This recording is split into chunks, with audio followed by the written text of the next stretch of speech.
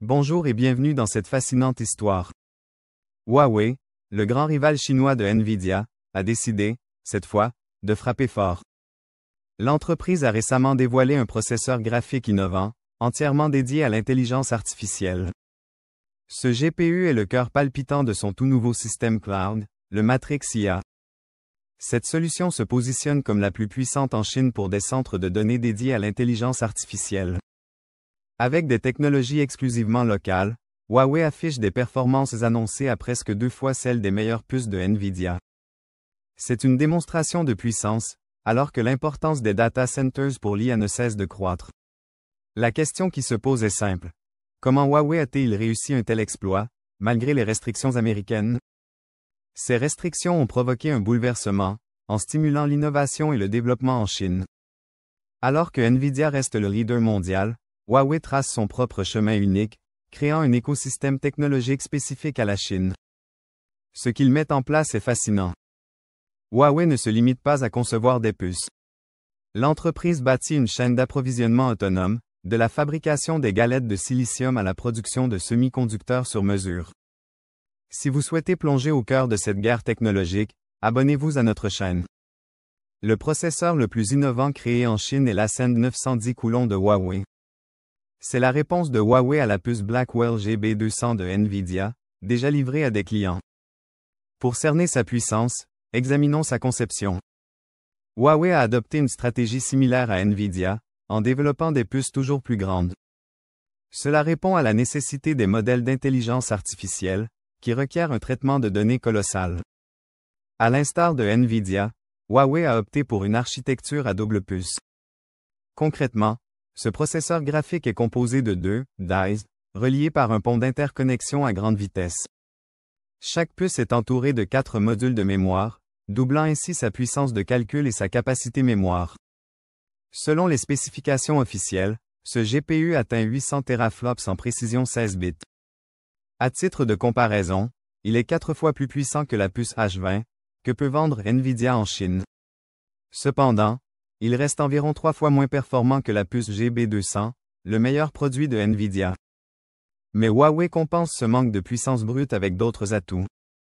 Son GPU intègre une mémoire de pointe avec une bande passante améliorée et une efficacité énergétique 2 fois supérieure. Ce processeur aurait été fabriqué en technologie de gravure de 7 nanomètres par TSMC, un point que nous examinerons plus tard. Mais le plus surprenant est que Huawei ne s'est pas limité à produire une simple puce. Il l'utilise pour soutenir leur immense infrastructure, le Cloud Matrix 384. Ici, la stratégie de Huawei brille réellement. Bien que son GPU soit moins puissant que celui de Nvidia, Huawei révolutionne l'architecture du système dans son ensemble. La véritable avancée réside dans la conception globale, plutôt que dans le silicium. Huawei a réalisé une prouesse avec son Cloud Matrix 384, une architecture entièrement optique. Ce système intègre 384 processeurs Ascend 910C, une véritable alternative entièrement chinoise au NVL72 de Nvidia. Pour vraiment comprendre cette différence, penchons-nous sur l'architecture. Nvidia s'appuie sur 72 GPU interconnectés via la technologie NVLink, avec 36 commutateurs pour la communication.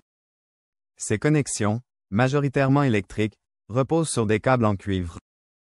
Avec ce système, Nvidia atteint 180 pétaflops. En contraste, Huawei, en utilisant 384 GPU, réussit presque à doubler cette performance. Mais une telle puissance a un coût. La consommation électrique. Le Cloud Matrix de Huawei consomme environ 600 kW, alors que le système de Nvidia n'en consomme que 145.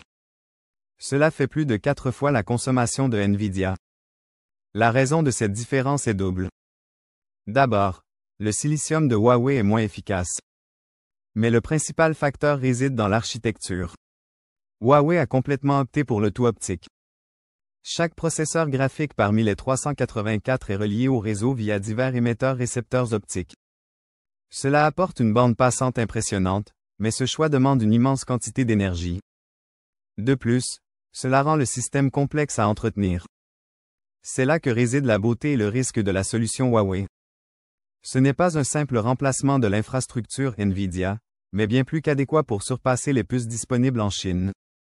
Huawei est conscient que son système consomme 2 fois plus d'énergie, mais cela ne l'inquiète pas. À la différence des clients occidentaux, ceux en Chine se soucient moins de la consommation. De plus, le coût de l'énergie est généralement inférieur à celui des États-Unis. Pékin a renforcé son réseau énergétique, intégrant des sources renouvelables comme le solaire et l'éolien, même si près de 50% vient encore du charbon. À long terme, le coût des centres de données dépendra également du coût de l'eau. L'eau est essentielle pour ces centres. Un data center de 100 MW consomme environ 2 millions de litres par jour. Entre 70 et 80% de cette eau s'évapore. Face à ces défis, la Chine explore des options audacieuses comme les data centers sous-marins. Un premier data center de ce type est en service depuis mars dernier au large de Sanya. Il profite du refroidissement naturel de l'océan pour réduire la consommation d'énergie. L'histoire de Huawei est celle d'une agilité stratégique. En dépit d'un retard technologique sur la puce, l'entreprise a su dominer par son architecture système et son logiciel. Aujourd'hui, fabriquer la meilleure puce n'est plus suffisant. Le véritable enjeu est de maîtriser l'infrastructure dans sa totalité. Et à ce jeu, Huawei prouve que la Chine peut désormais imposer ses propres standards technologiques.